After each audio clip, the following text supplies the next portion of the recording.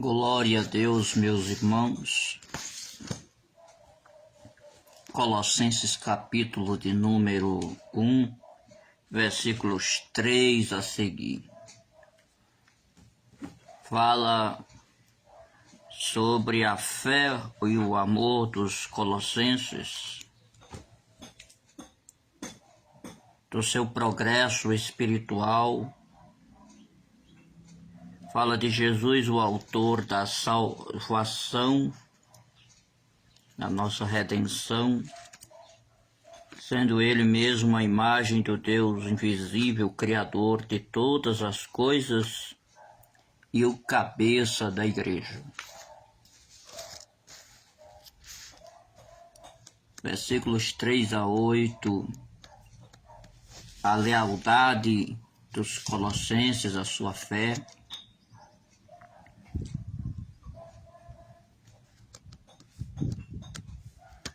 A igreja fundada por Epáfras, que era ministro de Cristo e humilde conservo dos seus irmãos. Paulo ora para que eles continuem crescendo no conhecimento de Deus. Versículos 9 a 12 fala de que eles devem amadurecer para serem aptos a receberem a herança de Deus, a participarem. Versículo 13, Deus nos tirou das potestades das trevas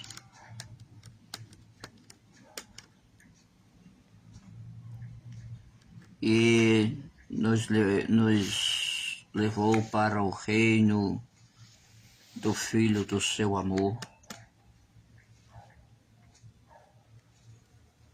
Versículo 14, nós somos remidos pelo sangue de Jesus. Jesus é a imagem do Deus invisível. Versículo 15. Versículo 16, todas as coisas foram criadas por eles. Versículo 17, antes de tudo ele já era.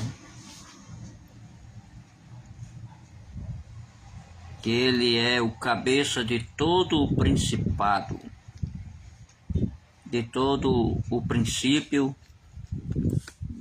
cabeça da igreja e o primogênito dos mortos. Versículos 18 e 19. Versículo 20 e 21. Ele fez a paz pelo seu sangue, pelo sangue da cruz. Ele nos reconciliou e com Deus ele reconciliou todas as coisas. Versículos 22 a seguir, Paulo ora para que sejamos santos, irrepreensíveis e inculpáveis. Carta dirigida aos Colossenses. Santos, irrepreensíveis e inculpáveis. É de suma importância termos essas qualidades. Versículo 23, a esperança do Evangelho exige uma certa firmeza. Como Paulo também já disse aos Coríntios, sede firmes e constantes, sempre abundante na obra do Senhor, sabendo que o vosso trabalho não é vão no Senhor. Versículos 24 ao 28, Paulo sofre pela igreja o resto das aflições de Cristo como ministro. Os mistérios dos séculos foram manifestos por Deus, as riquezas da sua glória, os mistérios que estavam ocultos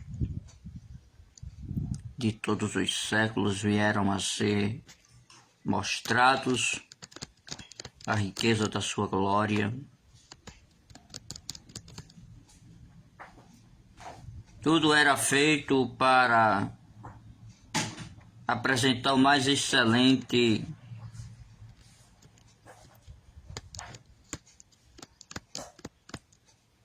a Deus.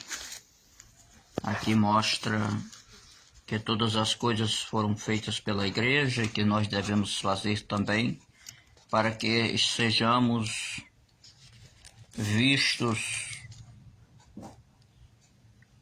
como cristãos excelentes para Deus, um excelente trabalho, uma excelente vida.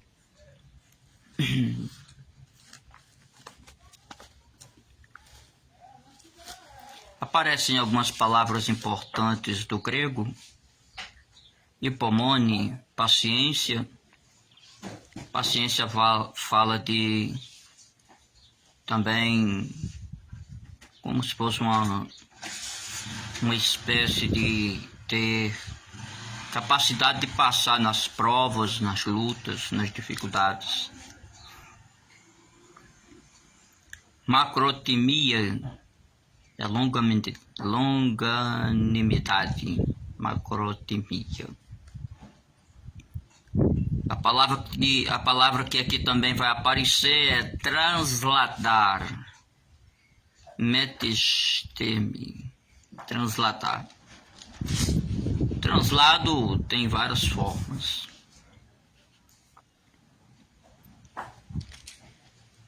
Filipe foi transladado de um lado para outro, de uma cidade para outra. Já a igreja, ela será levada do céu, da terra para o céu. Da terra para o céu. Os que estão vivos serão levados da terra para o céu. Os que estão mortos ressuscitarão e irão do paraíso para o céu. Aqui fala sobre Jesus Cristo, a imagem do Deus invisível. Imagem aqui é Eikon.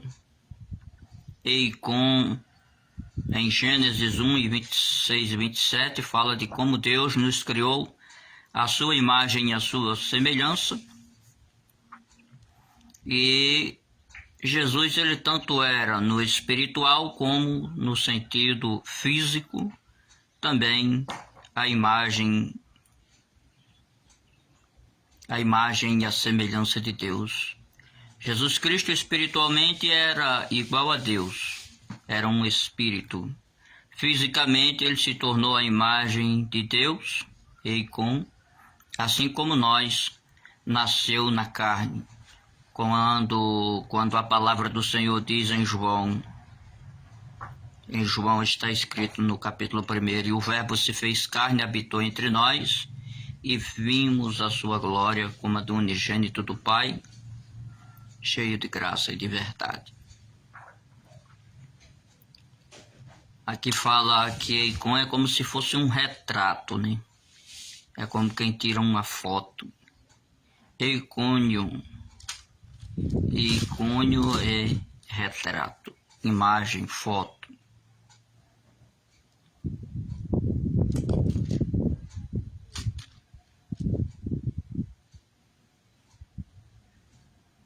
Pleuroma aqui fala na plenitude de totalidade.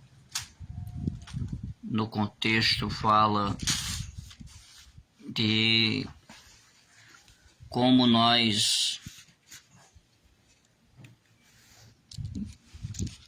alcançamos, de como Cristo alcançou uma plenitude na sua obra, de como nós também vamos alcançar essa plenitude, sermos totalmente santos para vivermos eternamente com Deus. de que é necessário nós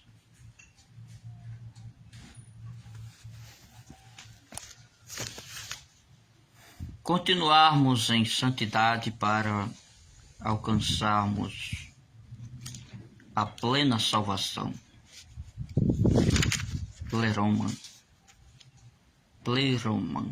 Plenitude. A plenitude dos tempos é a sua totalidade, a plenitude da salvação é quando se completar em nós tudo, quando nós formos finalmente levados para o céu. Dessa forma entendemos que a plenitude da salvação é como se fosse assim. Jesus diz: quem crê e for batizado será salvo. No momento está salvo. Porém, ele disse também que o que perseverar até o fim, este será salvo. Então a perseverança nos leva a alcançarmos a plenitude da salvação. Nós vemos que Jesus Cristo é o primogênito dos mortos, é o protótipo. Protótipo é como fosse assim, é a primeira peça que se fabrica, é a matriz de uma peça, como se você fosse fabricar um vaso novo. O primeiro é um protótipo, é uma peça original, é a primeira de tudo, é o alfa de tudo. Jesus é o primogênito dos mortos, é aquele que morreu e ressuscitou primeiro. Ressuscitou primeiro com a intenção de viver eternamente, né? Porque houveram outros mortos que ressuscitaram, porém, Jesus foi o primeiro da criação que ressuscitou, venceu a morte para sempre. Outros mortos ressuscitaram quando Jesus também pregou para os espíritos em prisões. Outros que morreram e ressuscitaram durante o ministério de Jesus e dos profetas, mas tornaram a morrer. Muitos estão agora descansando no paraíso, seio de Abraão. Então Jesus é o princípio da criação, né? Jesus foi criado